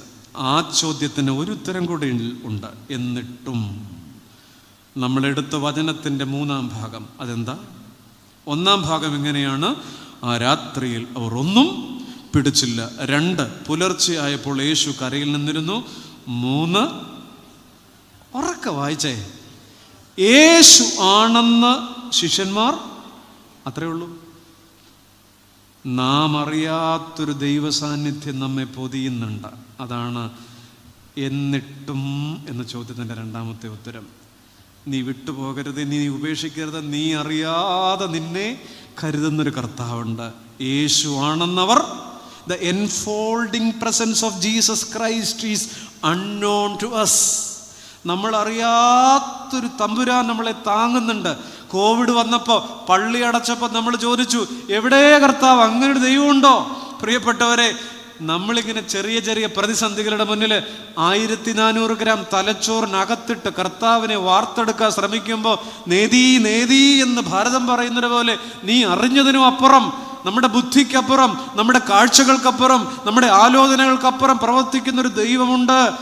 യേശുവാണെന്ന് അറിഞ്ഞില്ല. എന്നാൽ ഇന്ന് രാത്രി ഏറ്റു പറയണം, കർത്താവേ, ഞാൻ അറിയാത്തൊരു കർത്തൃകൃപ, ഞാൻ തമ്പുരാനെ തള്ളിപ്പറയുമ്പോൾ പോലും എന്നെ ഇങ്ങനെ താങ്ങുന്നുണ്ട്. നിന്റെ ബുദ്ധിയല്ല, ബുദ്ധി കൊണ്ട് വിടുതലിന് ശ്രമിച്ച നയമാൻ പൊട്ടിപ്പോയി, പൊട്ടിപ്പാളീസായി അല്ലേ? നിക്കോദിമോസ് ബുദ്ധി കൊണ്ടാണ് ശ്രമിച്ചത്. വീണ്ടും ജനനത്തെക്കുറിച്ച് പറഞ്ഞപ്പോൾ, തിയോളജി പറഞ്ഞപ്പോൾ ഗൈനക്കോളജിയാണ് ചിന്തിച്ചത്. എങ്ങനെയാണ് രണ്ടാമത് ജനിക്കുക? ബുദ്ധി കൊണ്ട് ശ്രമിച്ചപ്പോൾ പൊട്ടിപ്പോയി. ബുദ്ധി കൊണ്ട് ശ്രമിച്ചവരൊക്കെ ഭാരപ്പെട്ടിട്ടുണ്ട്. യോബ് പറയുന്നുണ്ട്, ഒരു പൊട്ടി സംസാരിക്കുന്നത് പോലെ നീ സംസാരിക്കുക. ബുദ്ധി കൊണ്ട് ശ്രമിച്ചവരൊക്കെ പാളിപ്പോയിട്ടുണ്ട്. കർത്താവേ, ഞാനറിയാത്തൊരു ദൈവസാന്നിധ്യം ഈ രാത്രി നമ്മുടെ ജീവിതത്തിലുണ്ട്. അതുകൊണ്ട് ചില ശൂന്യതകളുണ്ട്. ചിലപ്പോൾ നമുക്കിതൊക്കെ നിർത്തിയേക്കാമെന്ന് തോന്നുന്നുണ്ട്, ഇനി വേണ്ടാന്ന് തോന്നുന്നുണ്ട്, ഇത്രയും പ്രാർത്ഥിക്കേണ്ട, ഇനി ആ നേർച്ച വേണ്ടാന്ന് തോന്നുന്നുണ്ട്. രണ്ടുത്തരം കൊണ്ട് നിർത്താതിരിക്കാൻ. ഒന്നാമത്തേത്, ഈ രാത്രി അവസാനിക്കും. ഒരു പ്രഭാരം നമുക്കുള്ളതാ, ഒരു പ്രഭാരം നമുക്കുള്ളതാ.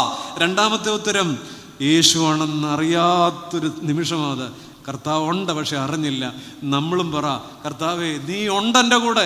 എൻ്റെ ബുദ്ധിയിൽ അളക്കാൻ നോക്കുമ്പോൾ അറിയുന്നില്ല, എൻ്റെ നാഴിയിൽ നീ ഒതുങ്ങുന്നില്ല, എൻ്റെ അളവ് മാപിരികളിൽ നിന്നെ വാർത്തെടുക്കാൻ എനിക്ക് കഴിയുന്നില്ല. ഞാൻ ഈ ചിന്തകൾ അവസാനിപ്പിച്ചോട്ടെ. നമ്മളെടുത്ത വചനം ചെറിയ 3 ഭാഗമാണ്. ആ രാത്രിയിൽ അവർ ഒന്നും പിടിച്ചില്ല. പുലർച്ചയായപ്പോൾ യേശു കരയിൽ നിന്നിരുന്നു. യേശു ആണ് എന്ന് ശിഷ്യന്മാർ അറിഞ്ഞില്ല. 3 ചെറുഭാഗങ്ങൾ, 2 ചോദ്യങ്ങൾ. എന്തുകൊണ്ട്, എന്നിട്ടും. 2 ചോദ്യചിഹ്നങ്ങൾ. ചോദ്യചിഹ്നത്തിനൊരു പ്രത്യേകതയുണ്ട്. അത് പത്തി വിടർത്തി നിൽക്കുന്ന പാമ്പിൻ്റെ രൂപമാണ്. അത് പത്തി വിടർത്തിയാൽ ആഞ്ഞു കൊത്തും, ഉറപ്പാണ്.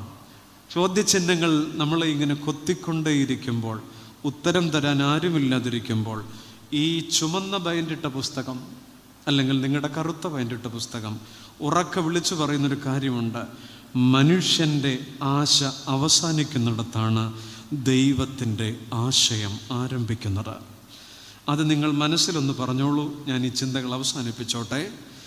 മനുഷ്യൻ്റെ ആശ അവസാനിക്കുന്നിടത്താണ് ദൈവത്തിൻ്റെ ആശയം ആരംഭിക്കുന്നത്. ദൈവത്തിൻ്റെ ആശയം ആരംഭിച്ച ഒരു പ്രഭാതത്തെ കണ്ടുകൊണ്ട് ഈ വചനപുസ്തകം നാം അടച്ചു വയ്ക്കുകയാണ്. പ്രിയപ്പെട്ടവരെ, ഈ രാത്രി വചനത്തിന് തന്ന പരിഗണനയ്ക്ക് നന്ദി. ഈ രാത്രി തിരുവചനത്തിന് കൊടുത്ത താല്പര്യത്തിന് നന്ദി. ഈ രാത്രി വചനത്തിൽ ചേർന്നിരുന്നത് ധ്യാനിക്കാൻ നിങ്ങൾ മനസ്സിൽ ആത്മാവിൽ ഒരുങ്ങിയതിന് നന്ദി പറയുന്നു.